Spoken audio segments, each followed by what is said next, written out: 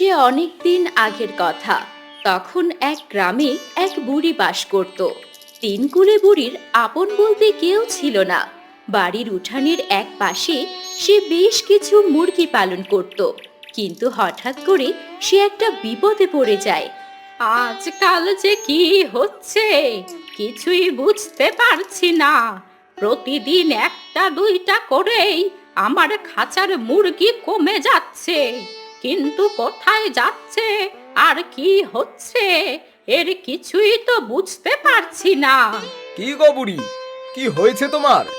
একা একা বসে কি বিড়বিড় করছো? কি আর বলবো বল রতন, আমার এই কটা মাত্র মুরগি, তাও মনে হচ্ছে প্রতিদিন একটা দুইটা করে কমে যাচ্ছে। এটা তো বড় চিন্তার কথা শোনালে তুমি বুড়ি। তা না হলে আর বলছি কেন, আমি একা মানুষ, এই মুরগির ডিম বিক্রি করেই সংসার চলে। এমন করে মুরগির সংখ্যা কমতে থাকলে আমার যে না খেয়ে মরতে হবে। দিনের বেলায় তো তুমি সব সময় বাড়িতেই থাকো। আমার মনে হয় দিনে না, বরং রাতে এসে কেউ তোমার মুরগি নিয়ে নেয়। হবে হয়তো, কিন্তু আমি বৃদ্ধ মানুষ, রাত জেগে পাহারা দেওয়া তো সম্ভব না। তাহলে একটা কাজ করি, আমি তো প্রতিদিন রাতের বেলা কাজ শেষে এই পথ দিয়েই বাড়িতে যাই। রাতের বেলা যাওয়ার আগে তোমার মুরগির খাঁচার আশপাশ দিয়ে আমি একবার ঘুরে যাব। তাহলে তো বড়ই উপকার হয় রে রতন।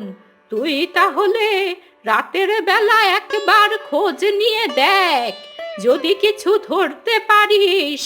আচ্ছা ঠিক আছে, আমি তাহলে এখন আসি। এই বলে রতন তার কাজে চলে যায়।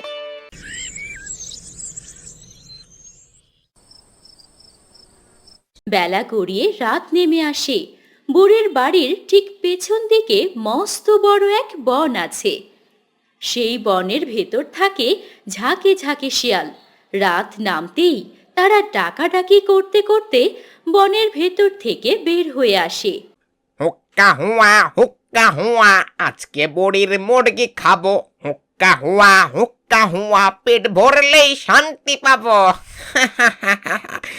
খালি পেটে থাকবো না, বুড়ি আমাকে ধরতেও পারবে না। এই বলে একটা শিয়াল বুড়ির মুরগির খাঁচার দিকে এগিয়ে যায়। ঠিক এই সময়ে রতন কাজ শেষ করে ওই পথ দিয়েই যাচ্ছিল।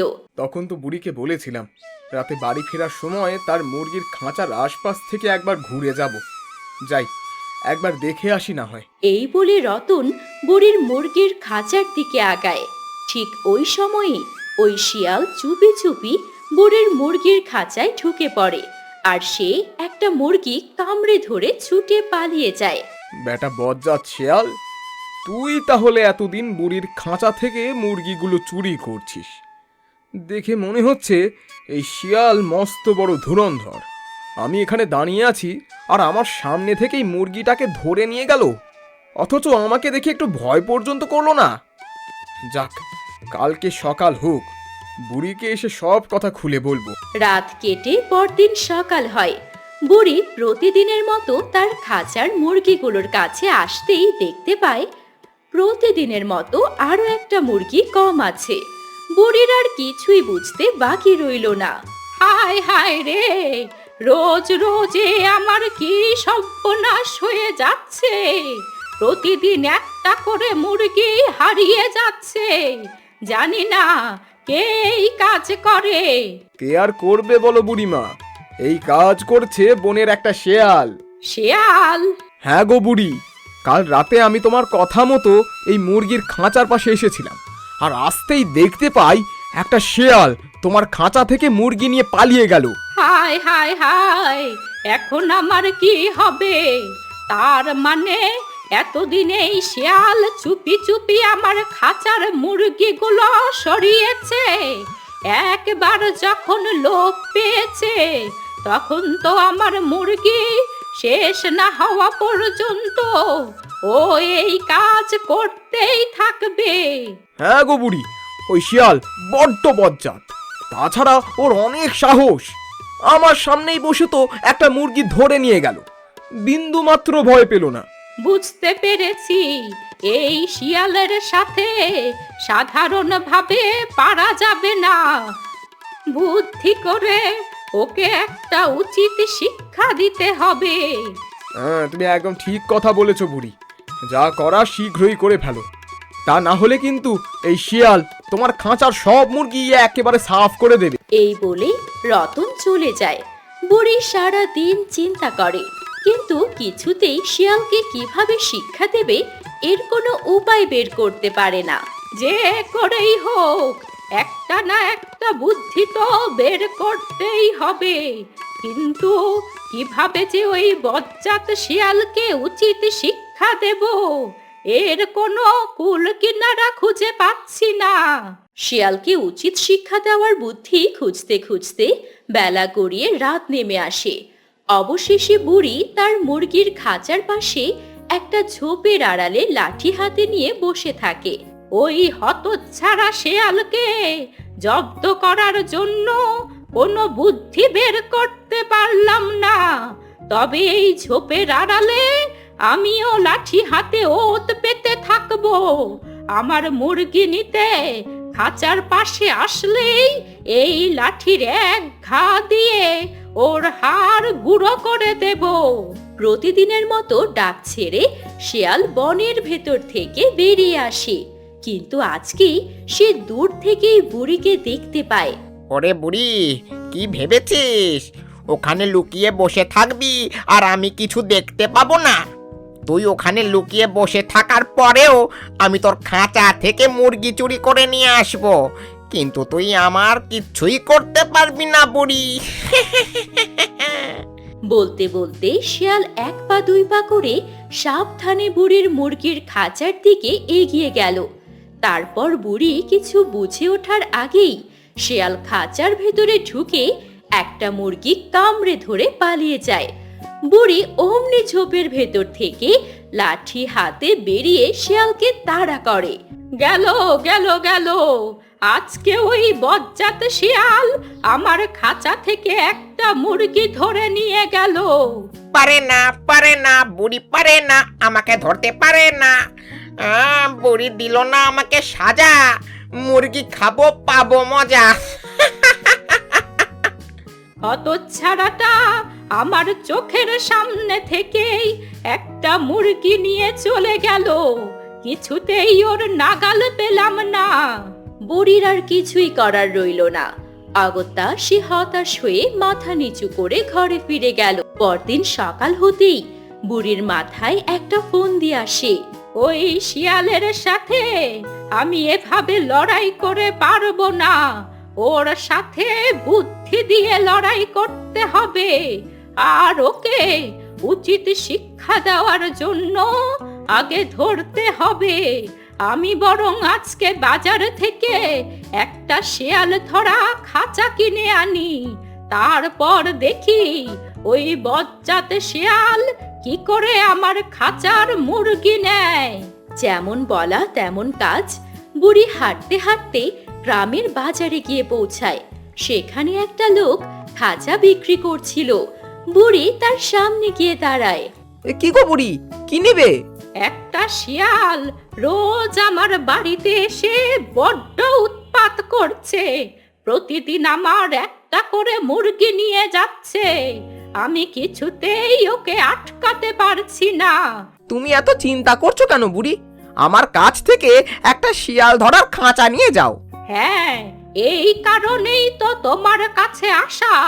তবে ভালো দেখে একটা খাঁচা দিও, যেন ওই শিয়ালকে আমি ধরে উচিত শিক্ষা দিতে পারি। এই নিয়ে তোমাকে একদম চিন্তা করতে হবে না বুড়ি, এই ফাঁদে ওই শিয়াল আটকা পড়বেই। লোকটার কাছ থেকে বুড়ি একটা খাঁচা কিনে নিয়ে বাড়িতে ফিরে আসে। এরপর বিকেল বেলা সে তার মুরগির খাঁচার পাশে ওই খাঁচাটা বসিয়ে দেয়।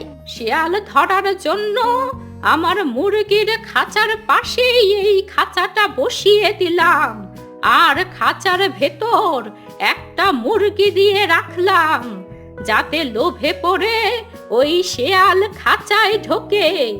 একবার ঢুকলেই আমি দূর থেকে দড়ি টান দেব, আর সাথে সাথে খাঁচার মুখ বন্ধ হয়ে যাবে। তারপর ওই হতচ্ছাড়া শিয়াল টের পাবে উচিত শিক্ষা কাকে বলে।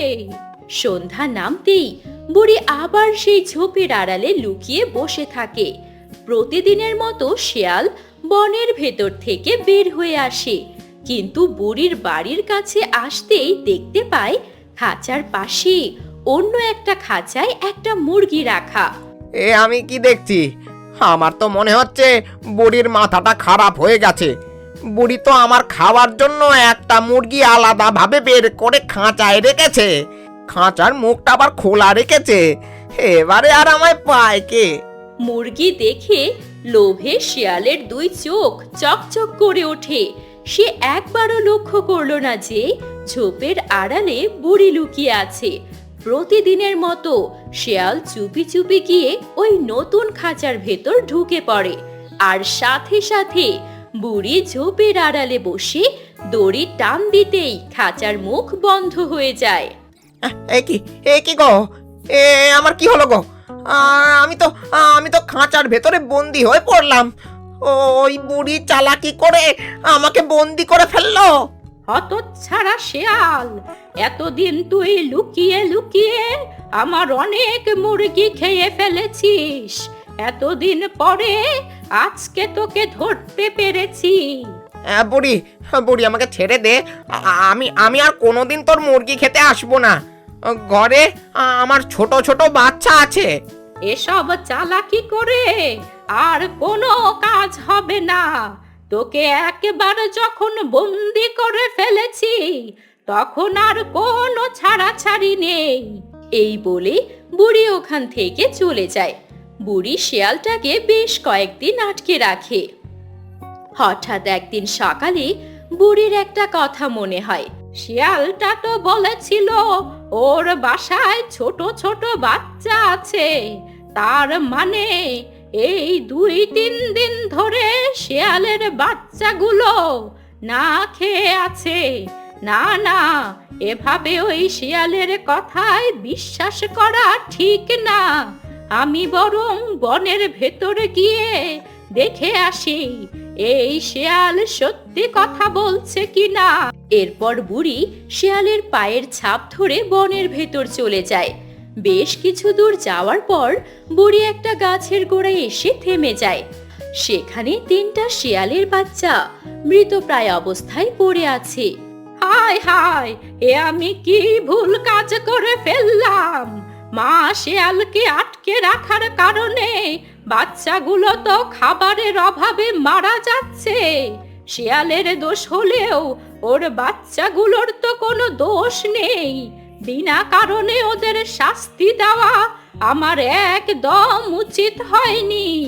বুড়ি তৎক্ষণাৎ বাড়িতে চলে আসে, আর কোনো রকম চিন্তা না করে সে শিয়ালটাকে খাঁচা থেকে ছেড়ে দেয়।